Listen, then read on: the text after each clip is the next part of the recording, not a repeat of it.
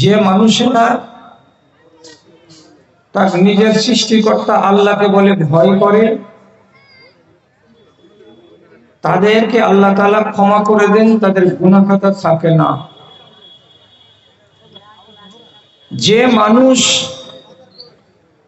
আল্লাহকে বলে অন্তরের ভিতরে দুরু দুরু ভয় সৃষ্টি করে, যার মনের ভিতরে খাশিয়াতে ইলাহি তৈরি হয়, সেই মানুষটার গুনাহ খাতাকে আল্লাহ রাব্বুল আলামিন ক্ষমা করে দেন, মার্জনা করে দেন। ভয় কাকে বলে? কোরআন মাজিদে বারবার আল্লাহ তাআলা বলছেন কেন আল্লাহকে ভয় করো, আল্লাহকে ভয় করো। তাহলে একটা কথা বলে দিই জানা, আল্লাহ তাআলা কি জালেম যে